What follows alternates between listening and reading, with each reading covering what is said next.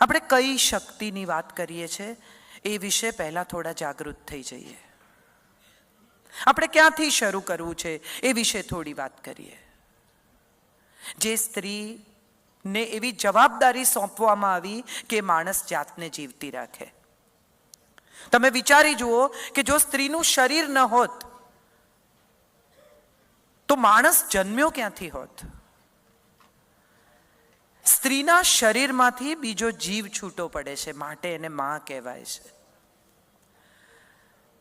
એક પુરુષને તમે 2.5 કિલોનું ઓશીકું બાંધી પેટ ઉપર અને 15 મિનિટ ફરવાનું કહો, તરત થાકી જાય. તરત જ એમ કે મને કમ્ફર્ટ નથી. 9 મહિના સુધી માં એક બાળકને પોતાના શરીરમાં આકાર આપે છે, ત્યારે જીવમાંથી જીવ છૂટો પડે છે. ઈશ્વરે પોતાની લગોલગ બેસાડી છે સર્જન કરવાની તાકાત આપીને.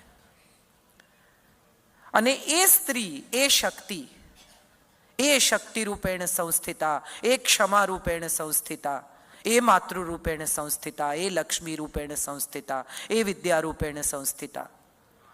એની સાથે આપણે કઈ રીતે વર્તીએ છીએ એ આપણે બધાએ એકવાર વિચારી લેવાની જરૂર છે. આપણે બધા બહુ જૂની પરંપરાઓ, દેવી ભાગવતની કથાઓ, માતાજીના જાગરતા, ચુંદડીઓ ચડાવીએ, વૈષ્ણોદેવી જઈએ.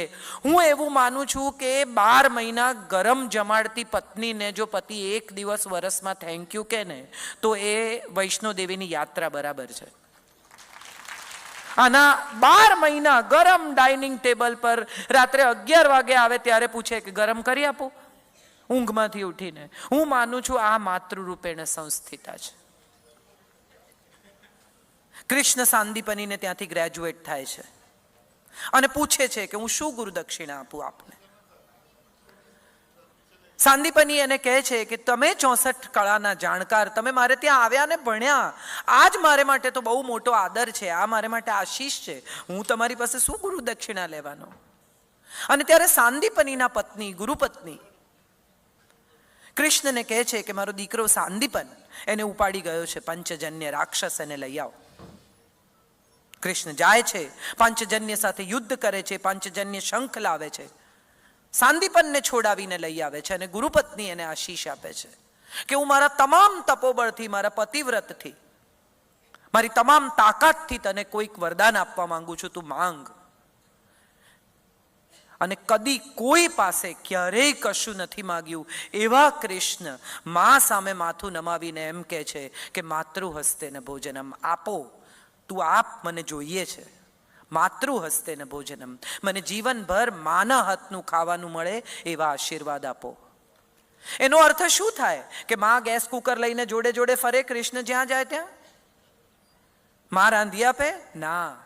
જે સ્ત્રી રાંધે તે માં થઈને રાંધે, જે જમાડે તે માં થઈને જમાડે, જે લાડ કરાવે માં થઈને કરાવે. સાહેબ, આખા વિશ્વમાં એકમાત્ર ઈશ્વર જેનું બાળ સ્વરૂપ પૂજાય છે, બીજા કોઈનું બાળ સ્વરૂપ નથી પૂજાતું, કારણ કે માના આશીર્વાદ છે. આ માએ માથે હાથ મૂક્યો છે કે જા. બહુ સુંદર. હું એવું માનું છું કે સ્ત્રી છે ને એના 2 સ્વરૂપ છે, એક દુર્ગા છે ને એક કાલી છે.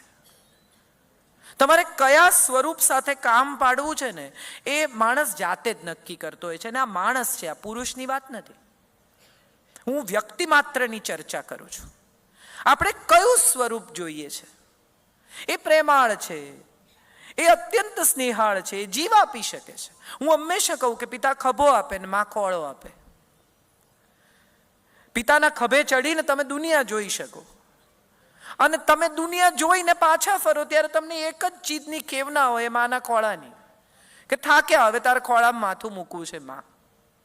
કેટલા બધા લોકો, તમે પણ જાણતા હશો, હું પણ જાણું છું, કે મોટા ભાગના લોકો કમાવાની સ્પીડમાં હોય, દોડવાની સ્પીડમાં હોય, જીવનમાં કશું કરી નાખવું હોય, ક્યાંક પહોંચી જવું હોય, એ જે સમયગાળો જિંદગીનો ઉત્તમ હોય, જ્યારે માં વૃદ્ધ થઈ રહી હોય, જેણે તમારે માટે પુષ્કળ સમય આપ્યો છે એને માટે તમારી પાસે સમય જ ન હોય, અને એ તમને ફાલતુ સવાલ પૂછે, જમ્યો? અરે હા ભાઈ હવે. ત્યારે તમે આવો જવાબ આપો, ડબ્બો ભરી આપું બેટા, કંઈ ખાધું બેટા? અને ત્યારે દરેક વખતે તમારી પાસે અરે હા યાર બહાર બહુ ખાવાનું મળે છે, ખાધું જ હોય, કોઈ ભૂખ્યું ના આવે, જાગતી હોય, તમારી રાહ જોતી હોય, ભાઈ તારે સૂઈ જવું યાર, તને કેટલી વાર કીધું છે. અને પછી જ્યારે એ ન હોય ત્યારે બે આંખોની પ્રતીક્ષા તમે આખી જિંદગી તમારી પરીક્ષા કરે. તમને આખી જિંદગી એમ લાગે કે બે આંખો તમારી પ્રતીક્ષા કરતી હતી. એ વખતે તમારે એ પ્રતીક્ષાને થોડોક સ્નેહ આપીને એની પાસે બેસીને એની સાથે અડધો કલાક વાત કરવાની હતી. મને હંમેશા એવું લાગ્યું છે કે હું બહુ જ નસીબદાર છું. મને મારા પિતાની તો સેવા કરવાનો સમય, અવસર બધું મળ્યું, પણ મારી મા 10 વર્ષ મારી સાથે રહી. અને બહુ એક નાનકડો અફસોસ એવો રહી ગયો કે એને એની સાથે કોઈ બાઈ, કોઈ વ્યક્તિ સાથે સેટ ન થાય. 80 વર્ષની, મારે અમેરિકા જવું જ પડે એવું હતું. અને એને છેલ્લા થોડા દિવસ માટે મેં અહીંયા શાંતિ નિકેતનમાં મૂકી, કારણ કે બીજો મારી પાસે કોઈ રસ્તો નહોતો. હું 80 વર્ષની બાઈને એકલી મૂકી શકું એમ નહોતી. અને હું અમેરિકાથી પાછી આવી ત્યારે શાંતિ નિકેતનમાં એણે દેહ છોડ્યો. છાપાઓમાં છપાયું, કાજલબેનના મમ્મી વૃદ્ધાશ્રમમાં ગુજરી ગયા. મને ઘણી વાર હસવું આવે કે આપણે સ્ત્રીને કેટલી આસાનીથી આંગળી ચીંધી દઈએ છે. સ્ત્રીના ચારિત્ર વિશે વાત કરવા માટે આપણે બધા એકદમ ઇઝીલી, એકદમ આરામથી તૈયાર હોઈએ છે. દારૂનો ગ્લાસ હોય કે ચાનો કપ હોય, સ્ત્રીનું ચારિત્ર એ ચર્ચા કરવાનો સૌથી રસપ્રદ વિષય છે. અને એમાં દીપિકા પદુકોણથી ચાલુ કરીને પડોસણ સુધી બધા આવી જાય. બહુ આસાનીથી આપણે સ્ટેટમેન્ટ કરીએ છીએ અને પછી કહીએ છીએ કે આ શક્તિનો દેશ. કેટલો મોટો વિરોધાભાસ છે આ બેની વચ્ચે. આપણી પાસે લક્ષ્મીબાઈ છે, આપણી પાસે ગાર્ગી છે, આપણી પાસે અપાલા છે, ઘોષા છે, કેવા કેવા લીલાવતીનું ગણિત છે. કેવી કેવી સ્ત્રીઓની આ દેશે પૂજા કરી છે. દ્રૌપદી, હિંમત તો જુઓ કે જ્યારે તમારા કપડાં ખેંચાતા હોય ત્યારે આંખમાં આંખ નાખીને પૂછે છે કે પહેલા પોતાની જાતને આર્યા કે મને આર્યા. ને જો પહેલા પોતાની જાતને આર્યા હોય સાહેબ, તો મને દાવમાં મૂકવાનો અધિકાર છે? કઈ સ્ત્રીની તાકાત છે કે એના કપડાં ખેંચાતા હોય ત્યારે નજરમાં નજર મિલાવીને આ પ્રશ્ન પૂછી શકે, રાજ્યસભાની વચ્ચોવચ્ચ ઊભી રહીને? અને મહાભારતની પણ કમાલ જુઓ સાહેબ. જ્યારે વાળ ખેંચીને દુશાસન લઈ જાય છે ત્યારે ગોવિંદને ખબર છે કે બોલાવશે નહીં તો આવશે નહીં. બોલાવશે કેવી રીતે? આ તો બેબાકડી થઈ ગઈ છે, એને યાદ નહીં આવે. અને ત્યારે દુશાસન એના વાળ પકડીને એમ કહે છે કે પિતા વૃદ્ધ છે, ભાઈ તો બહુ દૂર છે, ને આ નપુંસકો બેઠા છે, નમાલા પતિઓ તારા, બોલાવ તારા ગોવિંદને તારામાં તાકાત હોય તો. દુશ્મન યાદ કરાવે છે. શું કમાલ છે સાહેબ. કથાકાર પણ કેવી વાત કહે છે એ જુઓ તમે. સીતા, કેટલી મજાની વાત છે. અગ્નિ પરીક્ષા થવાની તૈયારી છે, પ્રવેશવાની તૈયારી છે ચિતામાં, અને હાથ જોડીને સીતા કહે છે કે હું સ્ત્રી છું, નબળી છું શરીરે, મારી ઈચ્છા વિરુદ્ધ મારા શરીરને કોઈ અડી જાય તો એ મારા કંટ્રોલમાં નથી, પણ હું સ્ત્રી છું, હું બહુ સક્ષમ છું. મારી ઈચ્છા વિરુદ્ધ મારા મનને આ જગતનો કોઈ પુરુષ અડી શકે નહીં. આ તાકાત છે સાહેબ સ્ત્રીની. આપણે બધા શક્તિ એટલે કોઈ એક મૂર્તિ, કોઈ એક સ્વરૂપ, ત્રિશૂળ, પાશ, ચુંદડી, આની સાથે શક્તિને જોડીએ છીએ. હું એવું માનું છું કે પ્રત્યેક ઘરમાં વસતી પ્રત્યેક ગૃહિણી એ પ્રત્યેક ગૃહિણી શક્તિનું સ્વરૂપ છે સાહેબ. 1000 હાથવાળી એમનેમ નથી કહી. આમ ફોન હોય, રોટલી વણતી હોય, વળી કોકને કંઈ જોઈએ તો આપી આવે, વળી કોકને કંઈક જોઈતું હોય તો કરી આવે, વળી બારણું ખોલી આવે, વળી ફોન ઉપાડે.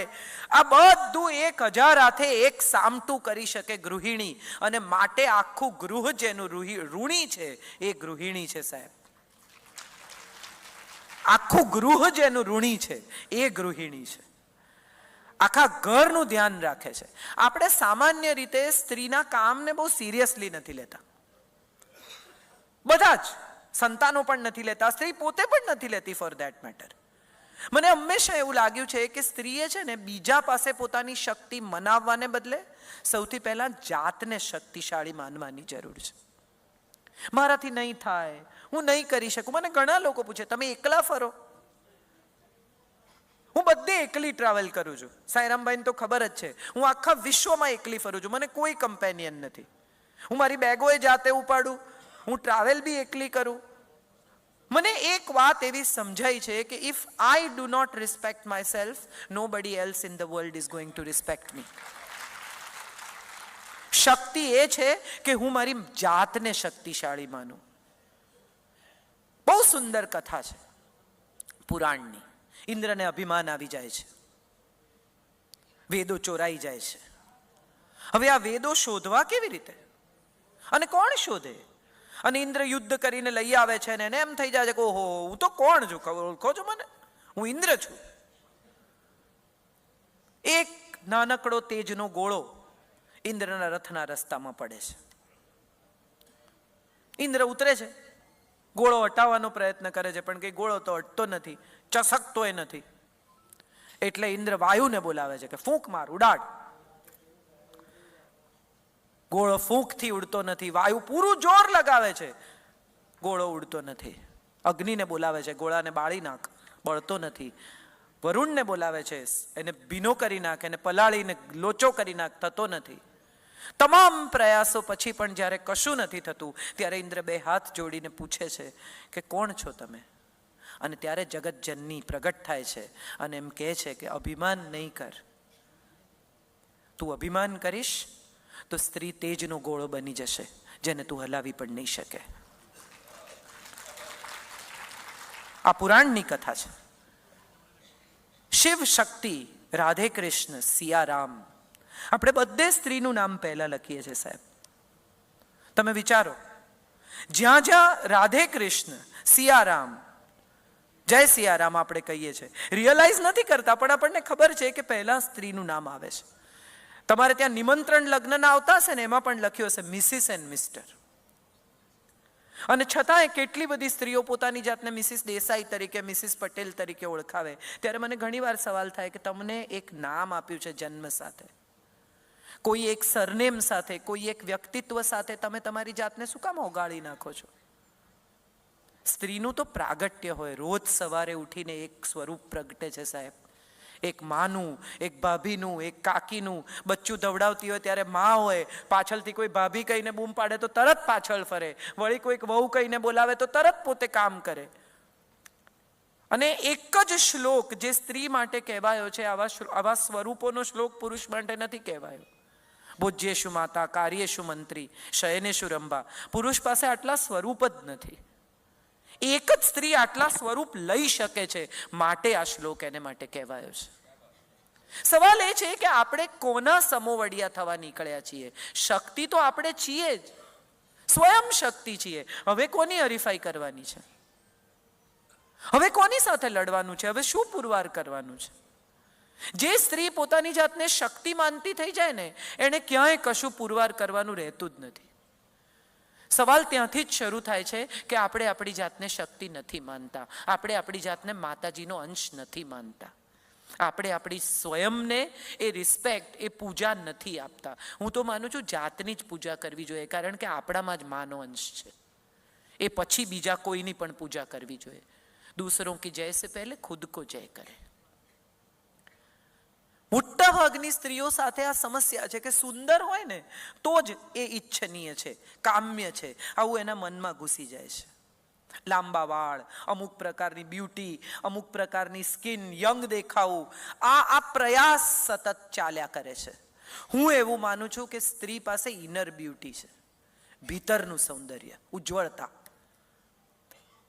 આ ઉજ્જવળતા જે દિવસે બહાર આવશે ને, એ દિવસે એને જાતને શણગારવાની જરૂર નહીં પડે. એને શણગારવી પડે છે કારણ કે એને ફિલિંગ એવી છે કે હું અટ્રેક્ટિવ નહીં હોઉં તો સ્વીકારાઈશ નહીં. અને આ આકર્ષણ એ તમારા વ્યક્તિત્વનો ભાગ છે, તમારું સમગ્ર વ્યક્તિત્વ નથી.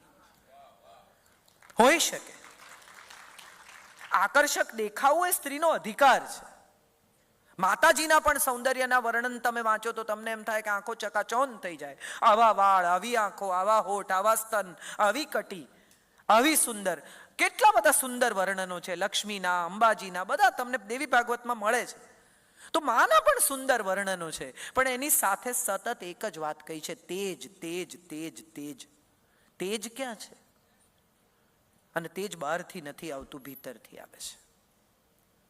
કોઈ પણ સૌંદર્ય પ્રસાધન વાપરવાથી, કોઈ પણ ક્રીમ વાપરવાથી તેજ નહીં આવે. તેજ તો ભીતરથી જ આવશે. હમણાં એક ઓસમ નામના પરફ્યુમની એડ આવે છે, મને ખબર નથી કેટલા લોકોએ જોઈ છે. પાસ આઈ તું મહેકી મહેકી, પત્નીને ભેટે છોડે નહીં, કારણ કે એણે ઓસમ લગાડ્યું છે. એને પત્ની નથી વાલી, એને પરફ્યુમ વાલું છે. બાટલી આપો, હે સાંઈરામભાઈ, રૂમાલમાં છાંટીને સૂંઘ્યા કરે, એને ક્યાં પત્નીની જરૂર છે? પત્ની વાલી હોય તો પરફ્યુમ લગાડે કે નહીં? હળદરની વાસ સાથે વાલી જ લાગે સાહેબ. પછી પરફ્યુમની જરૂર નથી. પછી તો હળદર મીઠાની વાસ જોડે વાલી લાગે. કેમ? કારણ કે પત્ની વાલી છે, સુગંધ નહીં. આપણે ભૂલી ગયા આ વાત, અને આપણે ભૂલી ગયા ને એટલે બધા ભૂલી ગયા. આપણે યાદ રાખવાની છે. કોણ શું બોલે છે, કોણ શું કહેશે. તમને કૂતરું કરડી જાય કોકને, દાખલા તરીકે, તો તમે તમારું જીવન નષ્ટ થઈ જાય? હા કે ના? 5 ઇન્જેક્શન લો, બીજું શું કરો? તો રખડતા ભટકતા કૂતરા ક્યાંક કોક સ્ત્રીને કરડી જાય તો એમાં જીવન બીવન કઈ નષ્ટ થતું નથી. એને ઉઠવાનું, 5 ઇન્જેક્શન લેવાના અને જીવન સાથે સંઘર્ષ કરીને ફરી જીવવાનો પ્રયાસ કરવાનો છે. તમે જુઓ, બળાત્કાર સ્ત્રીઓના થાય છે, બરાબર? કેટલા બધા રાજપથ ક્લબમાં, YMCAમાં, પ્રફુલભાઈ સ્વિમિંગ પુલમાં કેવા કેવા અદ્ભુત લોકો નહાતા હોય છે. ગ્રીક ગોડ જેવું આમ બોડી હોય, કમર હોય સરસ ને, પોળા ખભા હોય ને, આમ હેન્ડસમ છોકરા આમ પાણીમાંથી નીકળે શાહરૂખની જેમ, તો તમને જોઈને એકવાર એમ થઈ જાય કે ક્યાં બાત હે. એમ કોઈ 4 સ્ત્રીઓ ભેગી થઈને પુરુષને ઉઠાવી ગઈ એવું સાંભળ્યું? હા કે ના? કરેક્ટ. એનો અર્થ એમ થયો કે સ્ત્રી પાસે ક્ષમા પણ છે ને સંયમ પણ છે સાહેબ. કોઈ ગમે એટલે પકડી ન લેવાય.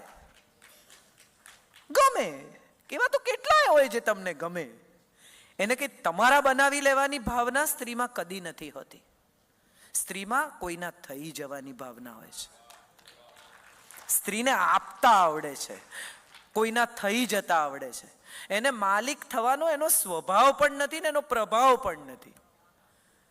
એને એવી કોઈ જરૂરત જ નથી કે એને માલિક થવું પડે, કારણ કે એને ખબર જ છે કે આખા ગામમાં ફરીને છેલ્લે આવશે. જાઓ જાઓ, ભાવ પૂછી આવો. મેં ઘણી પત્નીઓને આવું કહેતા સાંભળી છે કે જાઓ જાઓ, તમને જરા ભાવ ખબર પડે, ફરી જાઓ તમે. હું ઘણી વાર કહું છું કે લોંગ નેલ્સ સાંઈરામભાઈ અને શોર્ટ સ્કર્ટ્સ, આ બે છે ને સામેના ટેબલ પર જ સારા લાગે, બાકી ગરમ રોટલી તો ઘરના ડાઇનિંગ ટેબલ પર જ મળે. આમાં કાંઈ બીજું થઈ શકે નહીં. અને આ માતૃરૂપેણ સંસ્થિતા, બધી વિદ્યા રૂપેણ એક નવો શ્લોક ઉમેરવો જોઈએ.